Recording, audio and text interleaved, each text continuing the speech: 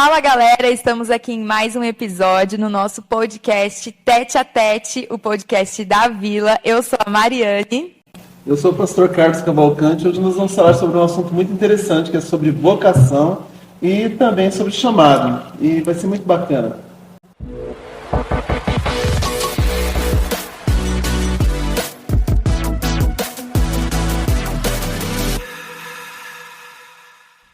E hoje, para falar sobre vocação, estamos aqui novamente com Lucas Azaf. Pastor Lucas, pastor, dá um oi pra gente. Olá, privilégio estar aqui mais uma vez com vocês. E também para brilhantar a nossa mesa, estamos com a Mari, pastora Mariana que é lá da Igreja da Casa Branca. Mari, fala um oi aí, se apresenta pro pessoal. Tudo bem, eu sou a pastora Mari, sou pastora da Igreja Missionária de Casa Branca, e isso aí. E, como o pastor Carlos falou, vamos falar sobre vocação. Estamos aqui com dois pastores jovens e a Mari, hoje, que é o nosso foco de perguntas. Se preparem, Mari. Ela vai falar um pouquinho sobre essa caminhada. E aí, Mari, eu queria que você compartilhasse com a gente. Quando que você decidiu, vou ser pastora? Ok. Olha, foi uma jornada um pouco bagunçada, né? Não teve, assim, alguma coisa específica em que eu falei, nossa, vou ser pastora. Então, assim, eu me converti, foi tudo muito rápido. Eu me converti com 17 anos e com 19 eu já estava fazendo teologia. Nossa! Então, foi muito assim, eu acho que foi muito rápido, né? Então, eu me converti, comecei a me envolver com os jovens, com os adolescentes. E você começou lá na Igreja da Casa Branca mesmo? Na Igreja de Casa Branca, né? Eu me converti lá, né, através do nosso livro Anseio da igreja, só que eu não fui diretamente para missionária. Eu fui para uma outra igreja, fiquei lá um tempo, uns 2 meses.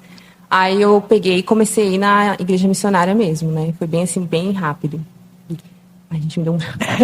E aí, lá na Igreja da Casa Branca, o pastor João, ele te incentivou, ele já falava sobre você ser pastora, sobre você fazer teologia, ele te incentivava nessa vida, nessa área. Quem que foi sua influência? Olha, a minha influência maior foi primeiro os jovens, os adolescentes da época. Que a gente tinha um programa chamado Papo Jovem, que era como se fosse uma célula, né? Uhum. Era toda sexta-feira na casa de um adolescente. E aí lá eu já comecei a me envolver. Eu não era batizada ainda, mas eu comecei a me envolver, comecei a levar o quebra-gelo, comecei a levar ali a reflexão. E os próprios adolescentes começaram a falar, nossa, pastora. Eu falava, Deus me livre. Eu falava, Deus me livre ser pastora. Não, mas você já cuida da gente, você já faz isso. Eu falei, não, gente, Deus me livre. Porque eu não tinha, assim, um modelo de uma mulher que eu falava, nossa, é uma pastora, eu também quero. Você não tinha. Eu achava que pastor era só para, geralmente, um homem, né? Um senhorzinho. Era o meu pastor. Era o modelo que você tinha. Era o meu pastor. Eu falei, gente, eu não me encaixo nisso. E aí eu comecei a me envolver com eles, né? Participar. E aí teve um dia que meu pastor, a gente estava num evento, um congresso da nossa igreja. E aí meu pastor falou para mim, olha, queria propor para você uma situação, né? Eu queria que você fizesse o Isbel. Eu falei, como assim? Eu falei, não, mas eu não me vejo fazendo isso, não acho que eu tenho perfil. E aí ele me enganou. Olha, o Lucas falou... O pessoal gosta de enganar a gente, né, Mari? Ele me enganou, ele falou assim, olha, eu queria que você fizesse para você ser uma boa professora de verdades básicas. Olha só. Não, uma muito boa bom. Eu acho que também era, viu? Olha, o que vão pensar da nossa faculdade de teologia? Ele falou assim, olha... você vai ser uma boa líder, uma boa professora de verdades básicas. E eu sempre gostei desse curso. Até hoje eu falo que eu faço propaganda do curso, né? Porque eu amo verdades básicas. Eu falei, não, se eu for uma boa professora, uma boa líder, tudo bem. Mas pastora, não. Né? Ele falou, você não necessariamente precisa ser uma pastora. Vai ser uma boa líder. E eu peguei e falei... Mas, deixa eu te perguntar. Você tá falando que não queria ser pastora? Isso. É porque o Lucas compartilhou com a gente que ele não queria, porque ele via muitos modelos errados, né, de pastor, ele não achava legal, então ele falava que ele não queria isso. Mas você não queria porque você não se encaixava ou tinha algum motivo? Você tinha algum preconceito com essa questão? Não era bem um preconceito, mas eu acho que o fato de não ter um modelo, eu não conseguia me imaginar fazendo isso. Eu sempre achei que fosse algo muito sério, de fato, então eu não me encaixava. Eu olhava para mim e falava, não tem esse perfil. Por isso, não quero. Você falou sobre a questão sobre não ter uma referência mulher. Eu acho essa pegada muito interessante, mas você acha que falta referências mulheres? Não, vamos dizer bem em termo assim, que mulheres não são referenciais, mas você acha que falta ter para onde olhar para que isso aconteça? E também, já engatando na pergunta, Foi uma dificuldade para você ser pastora e ser mulher? Uhum. Sim, para as duas situações. Ser mulher é uma dificuldade, todo dia, gente.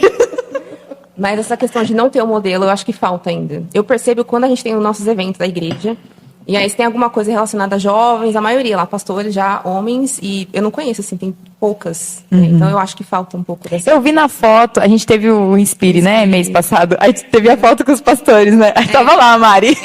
Faltou a Valéria, que ela não pôde estar com a gente, né? Faltou a minha amiga, a pastora Valéria.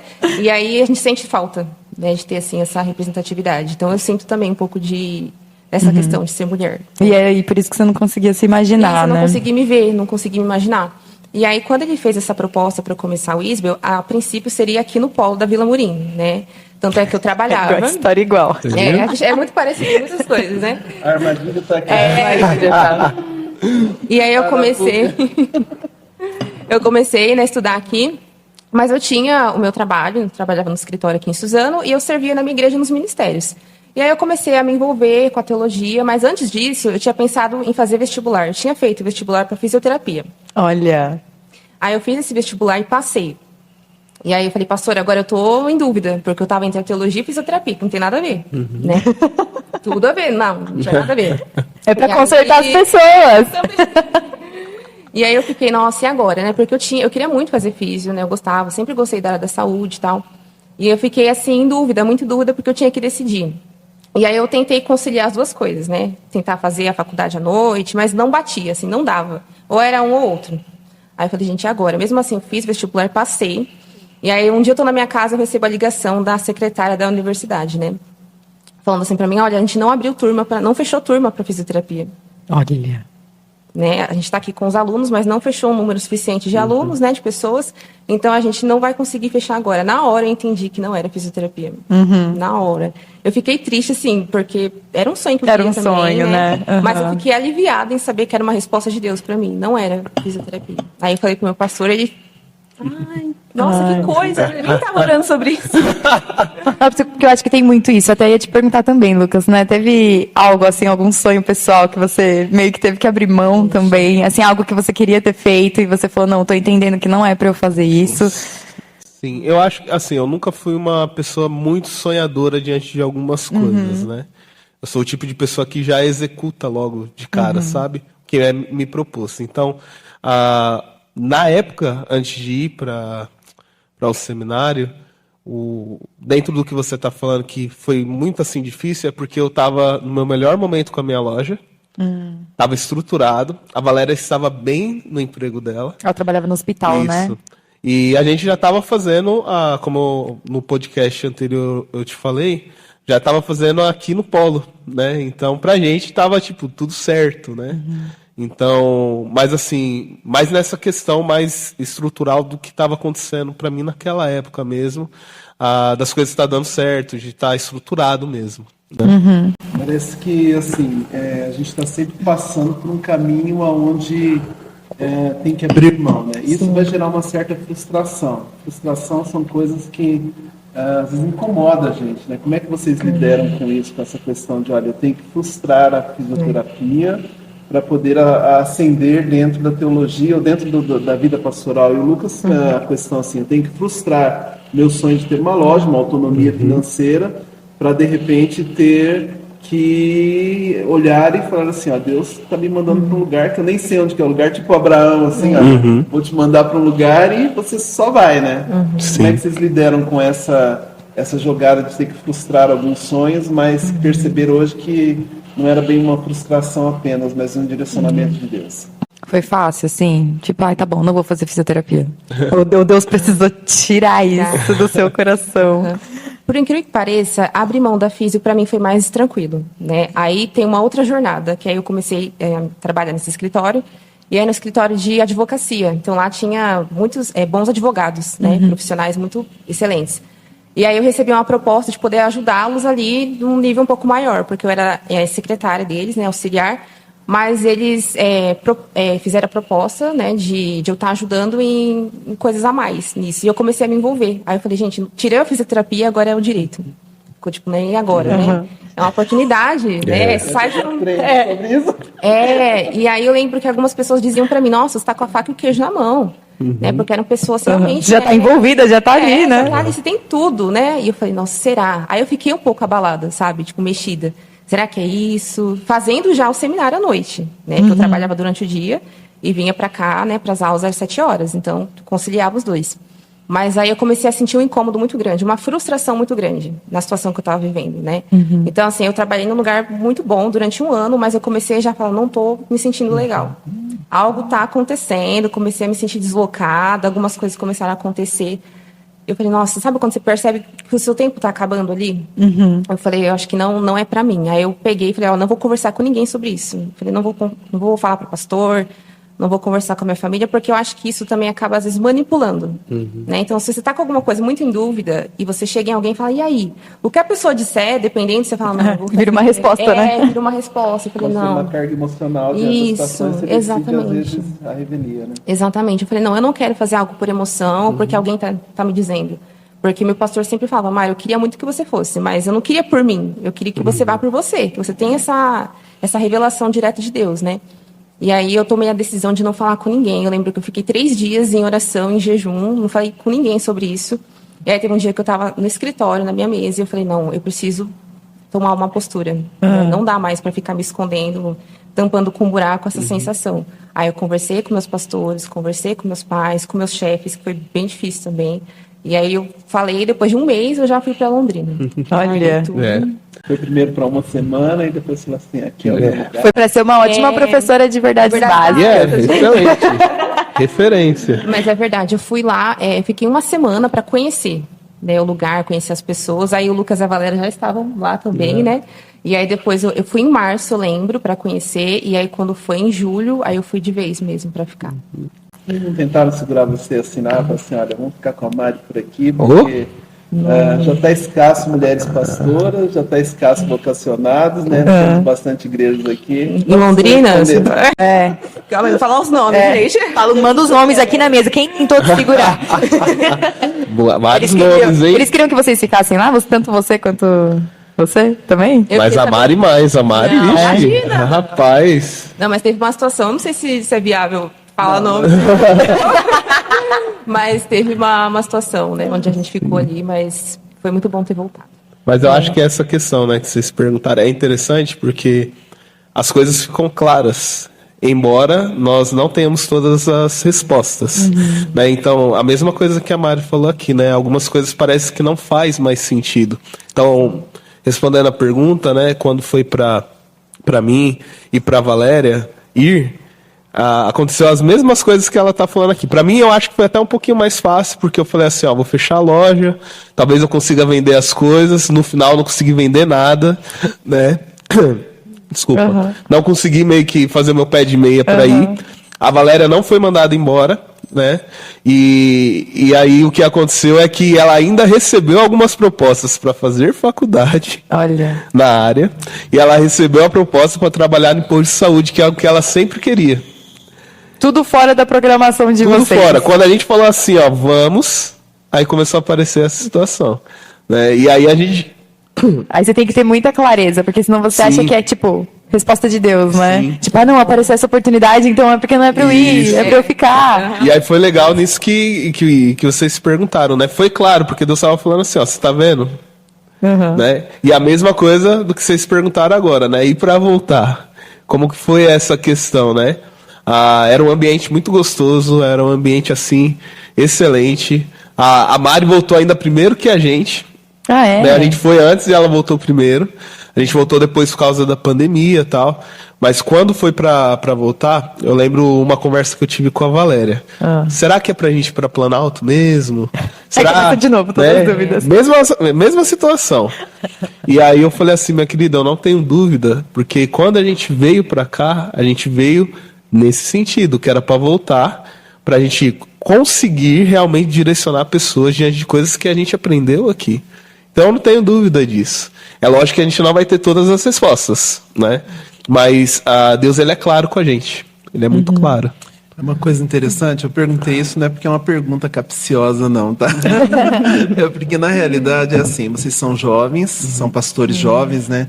E a estatística é de cada vez mais pessoas estarem respondendo negativamente a chamados vocacionais por inúmeras questões financeiras, e vocês citaram aqui, inclusive eu vou perguntar para vocês um pouco sobre questões financeiras, mas uma coisa muito interessante é que vocês são desejáveis. A figura pastoral é uma figura também criada de forma artesanal. Então você não encontra pastores sendo formados todos os dias aí em qualquer lugar. Não é só fazer seminário. Então, assim, até eu, quando aparece alguém, a gente olha e fala assim, opa, a gente tem essa expectativa de que eles vão ser os próximos suplentes, as pessoas que vão fazer isso. Então, super natural, isso não é um problema. Ser desejado no ministério é muito bacana, mas às vezes a gente precisa abrir mão de algumas coisas em prol de algo que a gente tem plena certeza que é o caminho que a gente já está andando.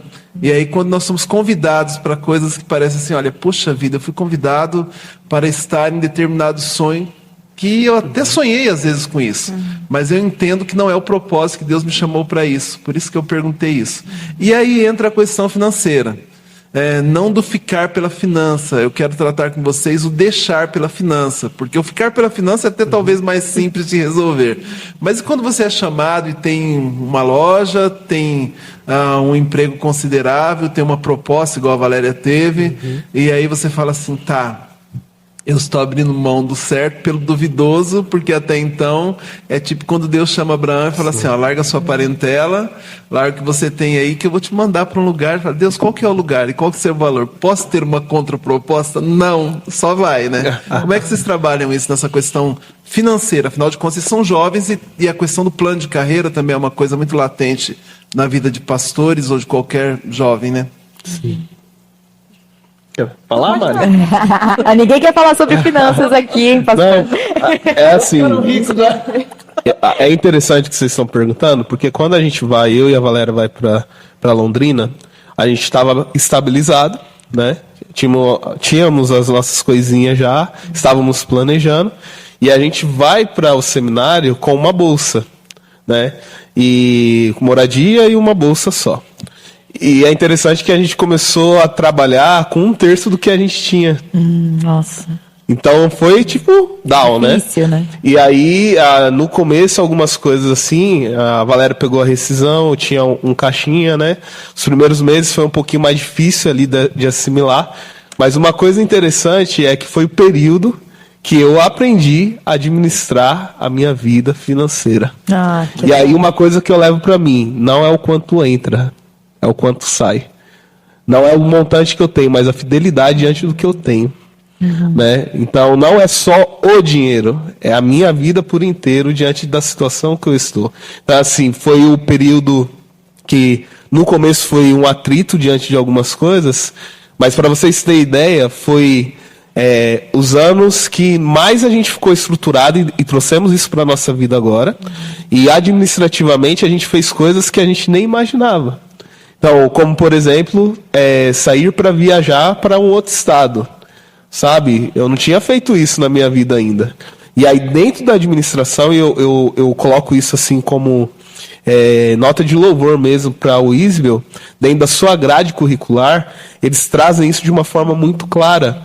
E aí a gente conseguiu se estruturar mesmo com pouco. E aí foi legal porque isso eu trouxe para a minha vida depois da faculdade, né? Depois do Isbel. Então, hoje é a mesma coisa. A gente não ganha tanto assim, não falta nada, Deus ele supre em tudo, mas a gente tem que saber se ajustar em tudo isso, né? Aquilo que você falou, não é o quanto entra, né? É a torneirinha aberta, né? Se ela fica ali, fica gotejando, então tem alguma questão que não está certa. Então eu aprendi isso no Isbel, foi muito, muito especial assim. E Deus ele supre tudo, ele supre tudo. Ai, não tenho dúvidas. E Mari, e essa parte financeira foi difícil no começo? Ou estava mais tranquilo, até pelo fato de, né, o Lucas já estava casado, então tinha uma família para sustentar. Verdade. Como para você foi mais de boa, como que foi?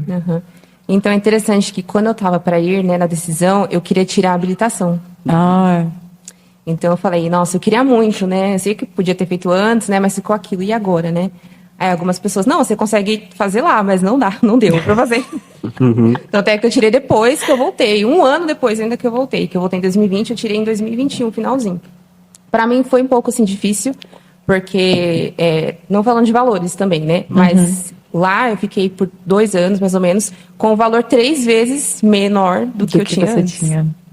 Mas é aquilo, gente, Deus sustenta a gente em todas as formas. E me ensinou muito sobre essa questão do orgulho.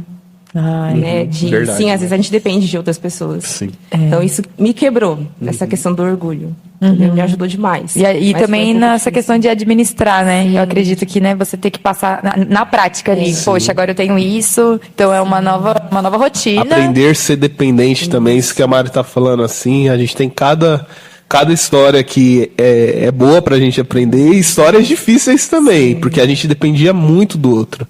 Mas uma das coisas que eu achava muito legal é que a gente sempre estava ali junto como uma família. Então eu lembro que quando terminava o culto, que a gente estava junto, a gente ficava confabulando, né? O que a gente vai fazer? A gente vai comer um lanche lá, tudo duro, sem dinheiro. Ficava até... Só sonhando. Não, vamos lá, mas quem tem dinheiro? Aí a gente tinha uma amiga chamada Raíssa e falava, não, vamos pegar, eu tenho umas moedas aqui, vamos fazer uma coleta, vamos juntar. No final, o que a gente comia? Cuscuz com salsichinha ou com ovo? Era essa a questão. Então, Deus sempre supriu, sempre deu certo, né? Mas é isso, é a gente saber viver todas as fases da vida, eu acredito, e experimentar, né? Essa graça de Deus, não tem preço, né? É muito legal isso, né? Semana passada eu tava num casamento, tava com uma saia. Talvez você não entenda isso agora que eu vou falar. E aí a minha irmã falou, nossa, que saia bonita, né? Eu falei, nossa, eu lembrei da história, que essa saia foi no cartão do Lucas. Eu paguei depois. Entendeu? Foi. Eu fui com a Valéria, a gente foi comprar o cartão do Lucas, depois eu paguei. Eu falei, gente, que interessante. Que interessante essa saia. Existe um lance aí de interdependência. Sim, na realidade, também, isso é uma matéria que vocês têm no seminário? Ou como é que funciona? Porque eu tô vendo que é muito comum aí a questão, vamos depender um do outro, né? Faz parte da grade. Vocês estão usando o cartão um do outro até hoje. Devendo. Que bacana. O pastor comentou, né, da frustração da gente deixar alguns sonhos para trás.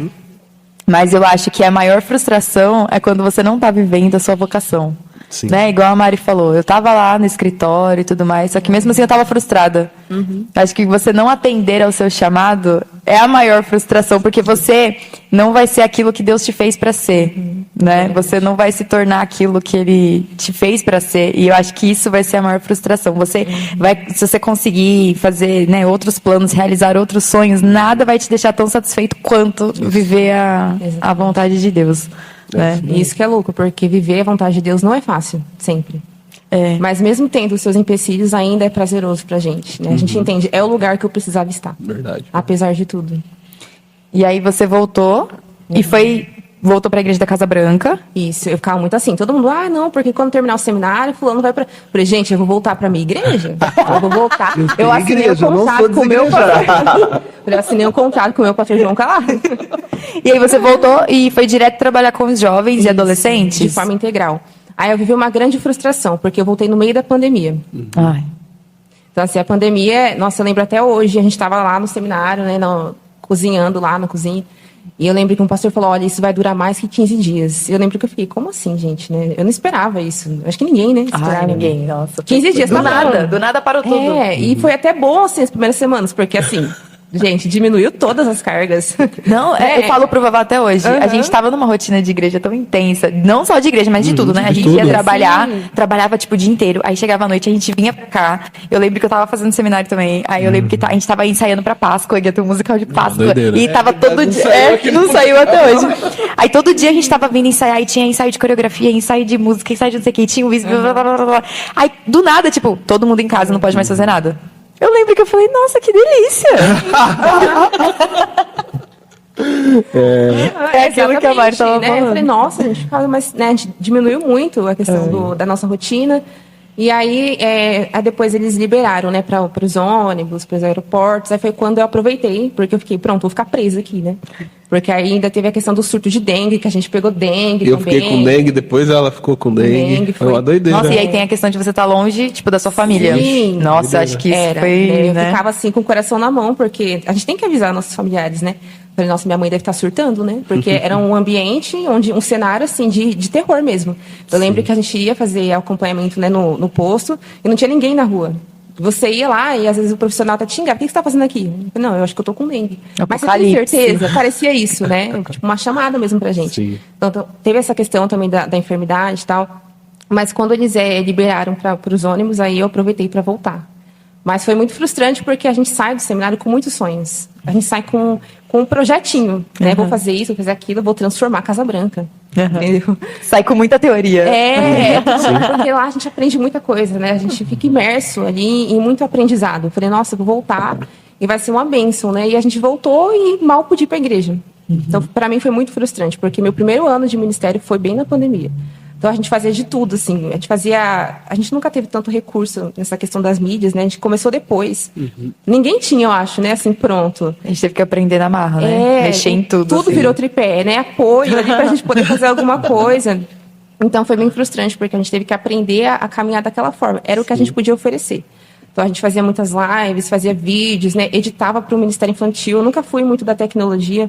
E era eu ali, as minhas irmãs me ajudando. Foi bem difícil, bem frustrante essa questão, né? Depois a gente foi se acertando com o decorrer do tempo, né? A pandemia deu uma baixada, mas no começo foi bem desafiador por conta disso. Sim, mas eu acho até interessante porque o trabalho de conclusão da Mari foi em cima disso. Ah, é? Né? E aí é legal porque às vezes parece... você diz da tecnologia Não, ou da questão da pandemia? Da questão dos adolescentes, do trabalho, né? Lembra até hoje, né? Jovens, adolescentes, mas mais focado para os adolescentes, né, Mari?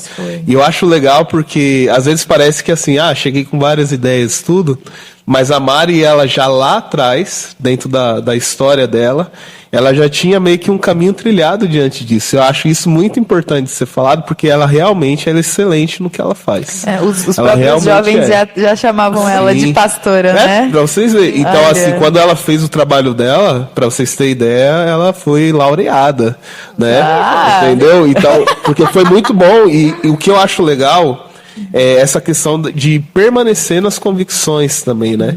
Porque, assim, por mais que foi difícil, foi no meio da pandemia, ela tem feito um trabalho, assim, excelente. A gente vê os adolescentes da Igreja Missionária aqui em São Paulo, que ela tá liderando, assim, coisa fenomenal. Então é legal porque inspira a gente também, né? Porque quando a gente chega em São Paulo, e a Valéria também, a gente chegou no meio da pandemia. Foi na segunda onda. O mesmo sentimento, né? Isso, e aí a gente fica inseguro de como vai ser. Aí ela tava falando aqui, eu tava meio que... Relembrando, né? A gente chegou para uma igreja que tinha uma faixa etária um pouco mais alta do que a nossa. E aí você chega assim, vou fazer visita, vou ir atrás das pessoas, né? Vou fazer... estar junto mesmo, a questão relacional que tanto falo. E aí você não podia estar junto. Tinha pessoas que não queriam receber nenhuma ligação. Não que a gente não sabia mexer com o celular, e aí como que você faz?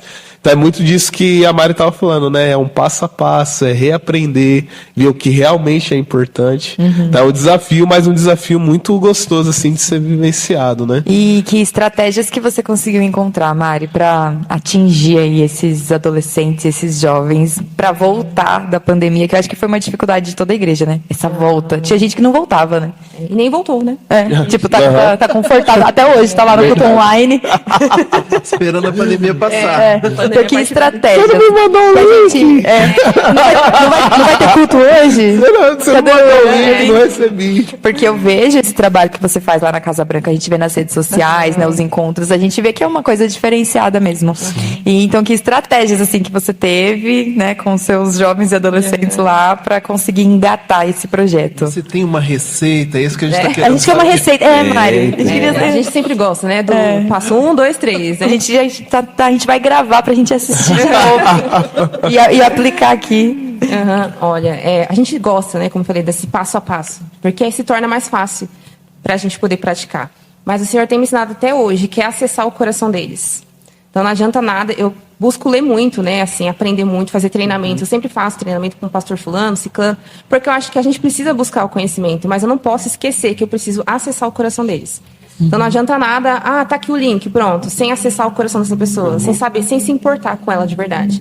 Então o Senhor tem me ensinado isso, a me importar com as pessoas. E o resto a gente vai aprendendo.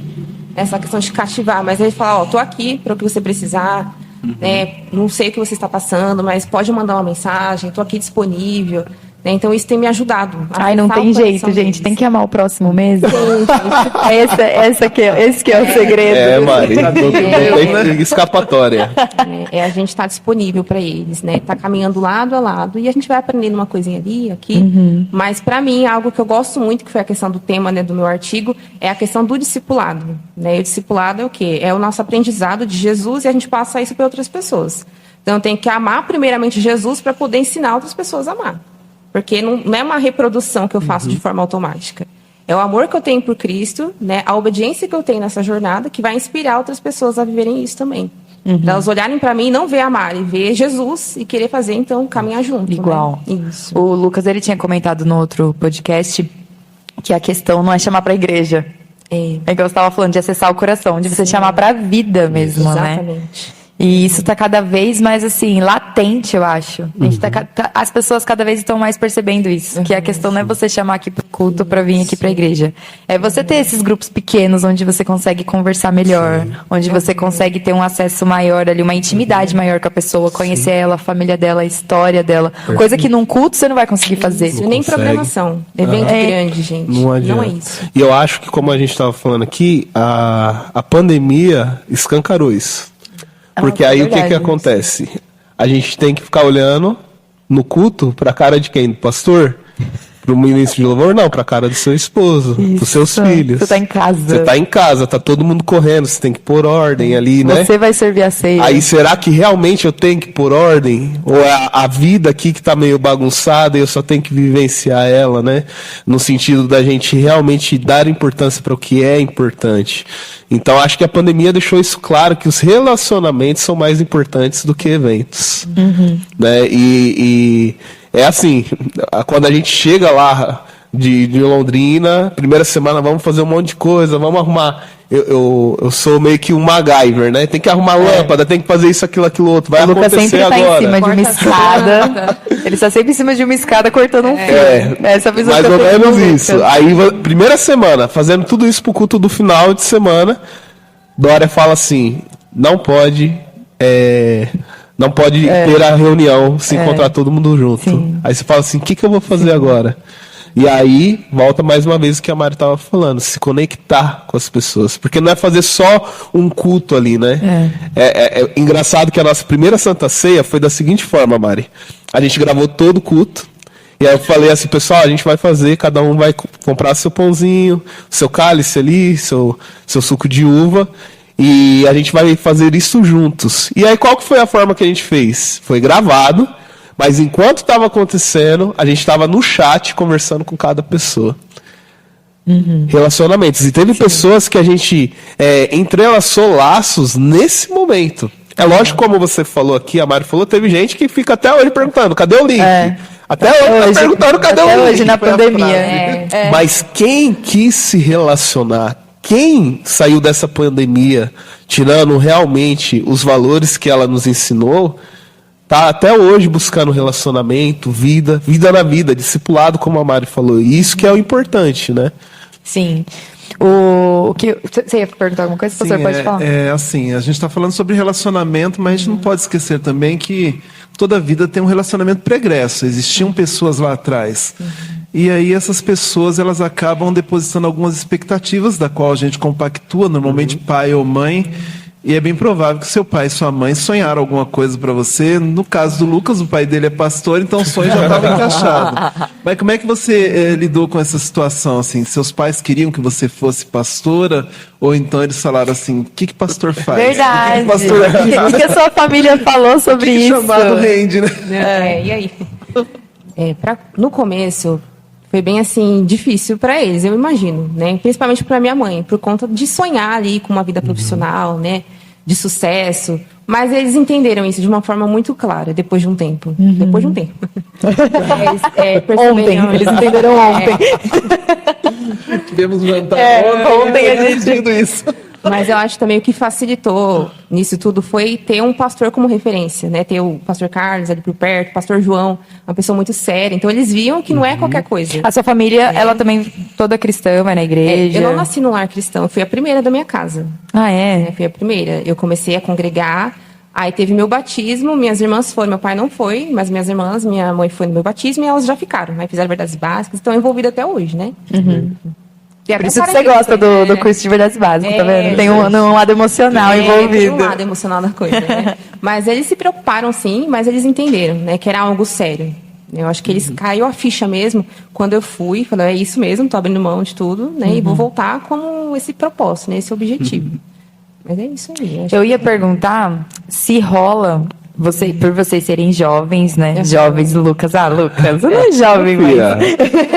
Fiz 30 esses dias.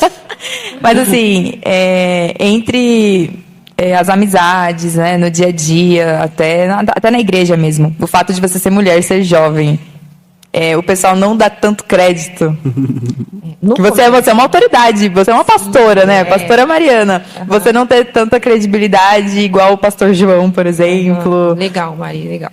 Que assim, eu sempre tive essa questão da estima, né? Por não me encaixar num padrão. Então, dificilmente alguém olha e fala, nossa, uma pastora. As pessoas geralmente falam, nossa, mas quantos anos você tem? Né? É a primeira coisa que a pessoa pergunta. Essa é a sua profissão? Mas você trabalha? Então, já foi chamada de irmãzinha? Mas você faz alguma coisa da vida? Gente. É bem isso. Nossa, tantas vezes eu já ouvi. Tá, mas o que você trabalha? Então, eu sou integral, né? Sou pastora no Ministério Integral. Eu trabalho na igreja, né? Eu não tenho mais 18 anos.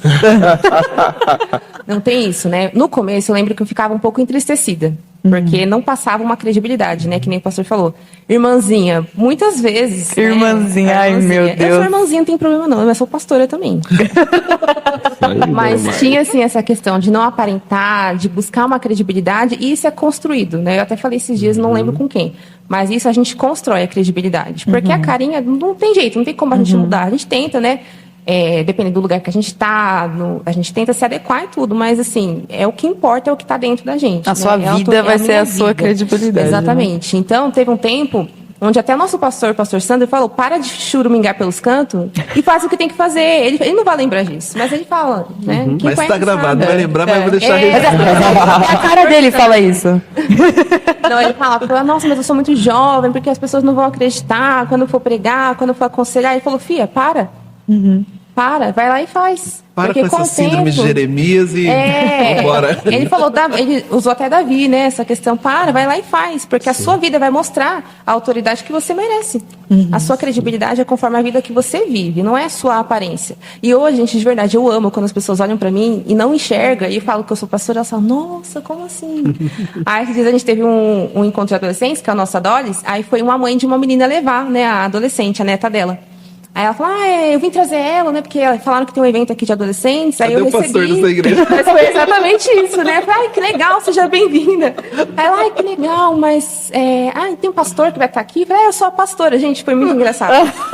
Aí ela olhou assim, ela vem, filha, vamos embora, filha. Eu achei que o negócio era sério. Era sério, né? Ela olhou assim, deu uma medida bem rápida, assim, ela deu uma risada e falou, glória a Deus. Aí, olha só. Então, no começo, eu acho legal, porque eu acho que acaba criando uma conexão com os adolescentes. É óbvio que eu não sou mais uma adolescente. Eu acho que a gente, para acessar o coração, a gente não precisa, né, se vestir como um adolescente, fazer o que um adolescente faz, porque a gente é adulto. E o adolescente, ele precisa de uma referência de adulto. Isso. Eu não posso achar que eu sou uma adolescente e falar nas dias dele, porque tem coisa que eu não entendo, gente, até hoje. Eu tenho que ir no dicionário, porque eu não sou uma adolescente, embora eu possa parecer, entendeu? No dicionário, né? Porque da onde que eles tiram, eu não sei. Não é nem na internet, tanto vai aquela no dicionário, você viu? Dicionário, Mari, o que é isso? Dicionário. Os adolescentes perguntando pra Mari, o que é dicionário, Mari? Como assim?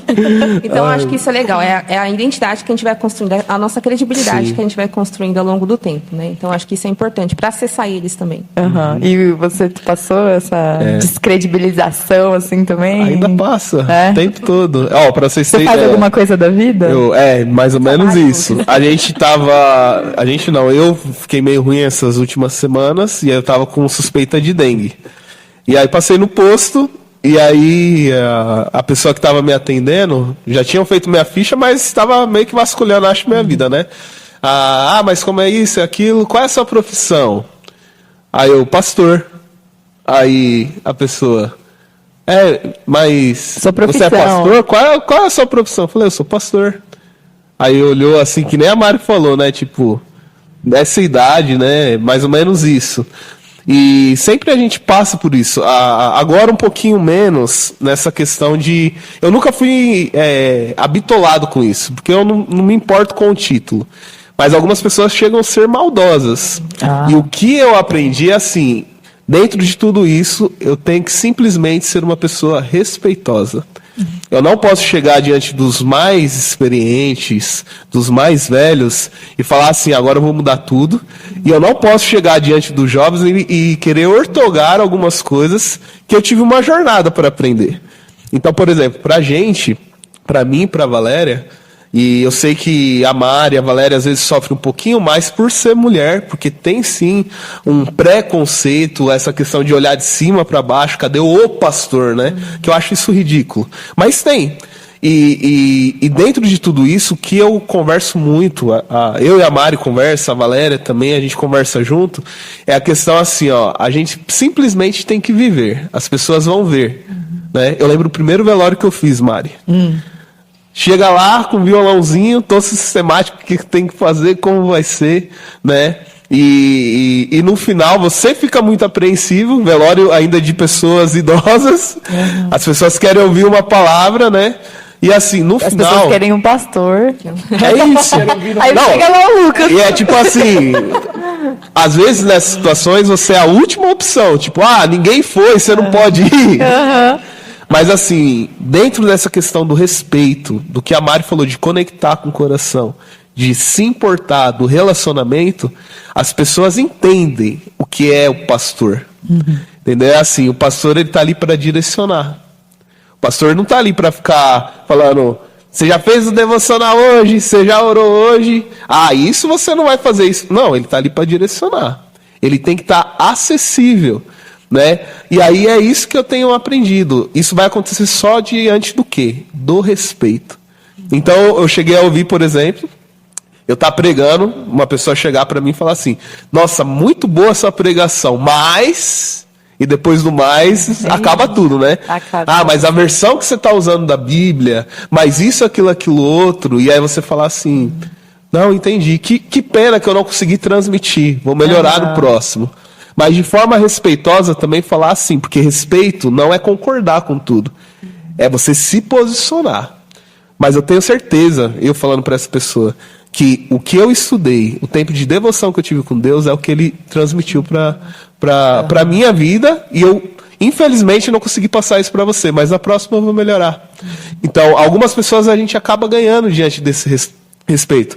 E vai ter gente também que sempre vai olhar pra gente assim, o pastorzinho, né? Meu pai falava muito disso. Às vezes pessoas mais de idade assim... Chamava ele de pastorzinho? Não, chamavam ele de pastorzinho. E tem gente que se deixar ainda chama de pastorzinho.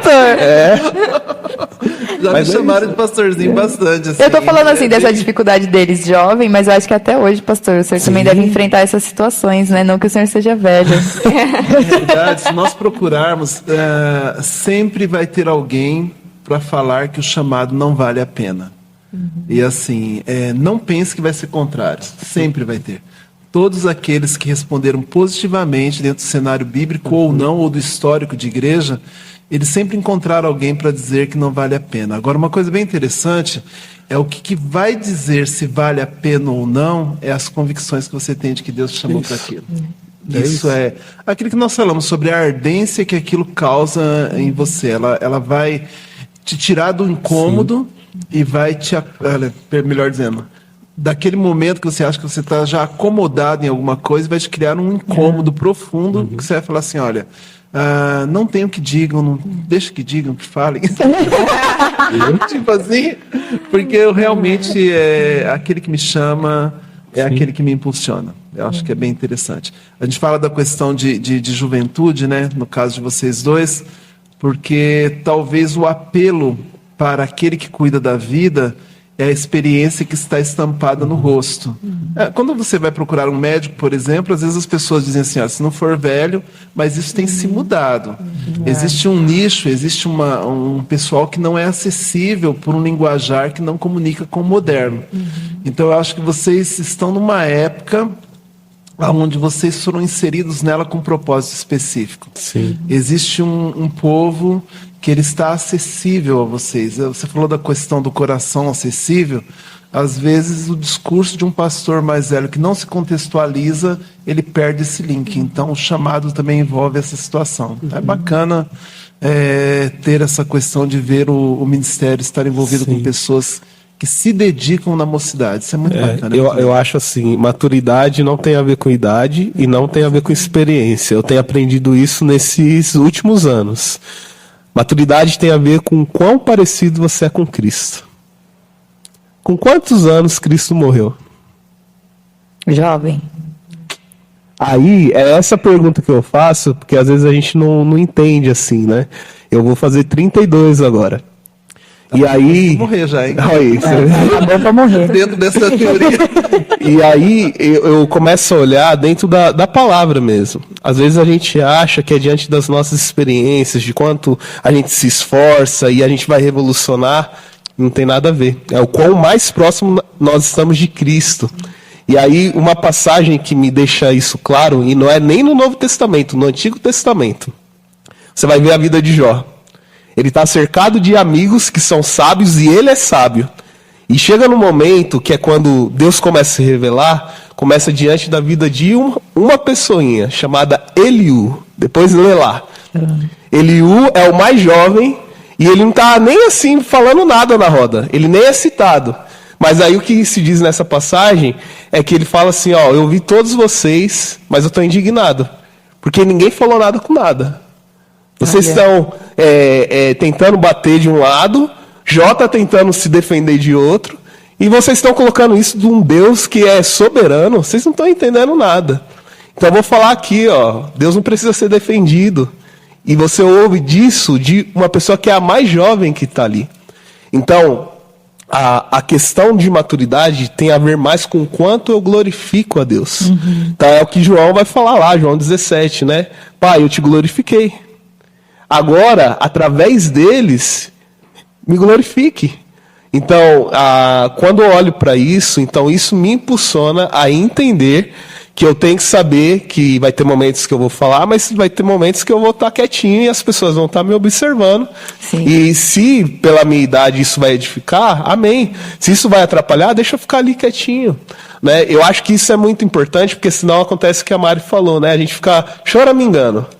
Ai, ninguém me ouve. Não sei o quê. E aí a gente começa a ficar com uma insegurança, em vez de ir fazer o que tem que ser feito. Desanima. Sim, em vez de ir viver o que tem que ser vivido, né? Então, feliz é aquele que tem essa consciência, que não é a sua glória, é a glória de Deus. E quando a gente entende isso, aí a convicção está clara, o chamado ele é claro e a gente só vai. A gente busca amadurecer no processo, para o quê? Para ser perfeito na medida de quem? De Cristo. De Cristo. Porque a gente é imperfeito, mas ele é perfeito, né? E aí, eu ia até perguntar para Mari, que conselho, Mari, que você daria? Porque assim, eu acredito que tem uns jovens que sentem, né, esse chamado, que querem também viver essa vida, que tá queimando ali no coração, mas que às vezes pensa assim, eu sou muito jovem ainda, eu vou deixar isso mais para frente, agora eu vou, sei lá, fazer uma outra faculdade, vou tentar ganhar um dinheiro, comprar uma casa, depois eu faço isso. Porque você falou que foi muito rápido, né? E o Lucas também, né? Vocês foram super jovens para o seminário. Então, que conselho você daria para uma pessoa que está com essa dúvida? Será que eu vou... É para começar agora? O que você falaria para essa pessoa? E essa pessoa não sou eu. Seja claro com Deus. Seja aberto com Deus e fale para Ele, né, as dúvidas que você tem, os temores, porque o Senhor ele é um Deus pessoal, né, e Ele fala às vezes de uma forma mínima, mas a gente entende que foi Ele que falou. Então, fala com Deus de uma forma clara. Senhor, é isso, estou com essa dúvida, mas não quero ao mesmo tempo, porque eu tenho a minha segurança. E outra coisa, obedeça mesmo sem entender. Porque para mim não foi algo assim, um dia específico, como eu disse, né? Um anjo desceu, como disse o pastor Sandra. O anjo Gabriel vindo tocando lá um violino, você vai. Não foi assim. A passagem para Londrina. Não foi assim, foi de uma forma assim, foi passos a passos. Então obedeça mesmo sem entender. Porque vários personagens da Bíblia eles fizeram, Noé mesmo, né? Constrói lá a arca, nunca nem viu chuva. Mas um dia vai chover, e choveu. Então, assim, obedeça mesmo sem entender e peça direção de Deus mesmo, né? Um passo a passo e o Senhor ele vai confirmando. E algo que para mim foi muito importante é a questão da paz. Né? Deus é um Deus de paz. Então, às vezes, ele não vai dizer de uma forma tão clara, sim, não, mas se você sente paz naquilo, a paz é uma confirmação de muitas coisas. E para mim foi muito importante ter essa paz no coração, que eu não estava sentindo antes. Mas quando eu me decidi a isso, eu sentia paz. Não tem outro lugar para estar. É estar com Deus, uma vida com Deus mesmo, né? De esclarecimento. E eu acho também o que eu vejo, assim, pela vida de vocês mesmo. As pessoas em volta, né? Você se cercar de pessoas que... Rede de apoio é essencial. Rede de apoio e pessoas que te impulsionem. Isso. Que vai te confrontar em muitos momentos. Que vai falar assim, você tem que fazer isso. Pessoas que realmente sejam claras com você. Que fala assim, ó, você tem esses benefícios, essas questões, isso é muito bom, mas tem essas dificuldades. Né? É ter pessoas do seu lado. Não tem jeito. Acho que... isso é claro na palavra de Deus por completo, porque ele fala assim, ó, primeiro você ama a Deus acima de todas as coisas e o seu próximo como a você mesmo. E então é uma descoberta da sua identidade para você conseguir amar o seu próximo. Isso está em todos os âmbitos, tá? Tem a ver com relacionamento. Não a gente tem falou jeito. no PET esses dias da importância que Deus dá pro uns aos outros. Isso. Sempre, né? Orando uns pelos outros, Isso. ajudando uns aos outros, amando uns aos outros. Deus dá muita importância nisso, porque é através dos outros que ele vai revelar o caráter dele Perfeito. na nossa vida. E às vezes a gente não tem uma visão clara da gente mesmo, mas uma outra pessoa que caminha com a gente tem. Então, assim, eu tinha muitas dúvidas ainda. Eu fui pro seminário com a certeza no coração, mas com muitas dúvidas. E aí tem o pastor Carlos, o pastor João, né, e outras pessoas auxiliando, falando, não, eu vejo isso em você. Isso dá um ânimo pra gente, uma direção. De que eu não estou indo por conta própria. Eu estou indo com a direção de Deus, mas com a confirmação de homens de Deus também. Sim. Então, isso é muito importante, né? Sim, homens e mulheres. Porque assim, ó, é isso que a Mari é uma pastora, assim, fenomenal. A Mari realmente é, e a gente tem que dar essa nota de louvor, porque às vezes a gente fala assim, é só com os adolescentes? Não. É com todas as pessoas que estão à volta dela. E é importante a gente deixar isso registrado, porque é vida na vida, né? E essa questão, falando agora para os adolescentes, os jovens, né? Quando você tiver dúvida, não tenha medo de perguntar. É lógico, vai pro secreto, fala com Deus, mas busque o seu líder, né? A gente está falando aqui de adolescentes, vai lá diante da Mari, né? Vai lá diante do seu líder da sua igreja. Não importa, a questão é você realmente ter um amparo, porque Deus vai colocar pessoas para te direcionar, sim. Gente, depois, se você assistiu esse podcast e não quer virar pastor, eu não sei. Viu? Ah, sabia, Mari. Olha lá. Você começou a ser pastora, Mari. Qual que é a amiga que você fez tanta pergunta? A minha amiga aí que queria ir. Se você assistiu e não tá encorajado, aí eu não sei. Então não é pra você, não. Viu? Mas se encorajou pelo menos uma, tá bom. Olha lá, brinca. Eu tô bem de boa, viu, pastor? Toma vergonha. Então, né? Gente, acabamos aqui mais um episódio. Quero agradecer o Lucas, agradecer a Mari, foi muito especial. E as portas estão abertas porque vocês são convidados ilustres, sempre aqui, muito bem-vindos. Então é claro que a gente vai chamar de novo. Você não deixe de comentar e curtir, compartilhar com seus amigos, porque é muito importante a gente levar essa mensagem para mais pessoas, para essas pessoas que estão na dúvida, compartilhe essa mensagem. É muito bom a gente poder ter as redes sociais como um canal de transmitir aí essa palavra e fazer vocês também fazer parte da nossa mesa. E aí eu quero agradecer vocês e pedir para o pastor Carlos orar, fazer esse encerramento. Na realidade, agora eu vou orar para que você que está na dúvida entre em contato e fale assim, olha, eu preciso sanar essa dúvida e estancar essa dor do meu coração que me chama e eu não quero dar o primeiro Os 4 pastores que estão na mesa vão estar orando por isso. Heresia. Deus, nós te louvamos, ó Pai. É tão bom estar entre amigos. É bom estar aqui, ó Pai, acessando o coração de pessoas que estão, talvez neste momento, dizendo, Deus, eu quero que o Senhor possa fazer essa obra por completo na vida dessa pessoa. Obrigado, Pai. Em nome de Jesus. Amém. Amém. E até a próxima. Tchauzinho.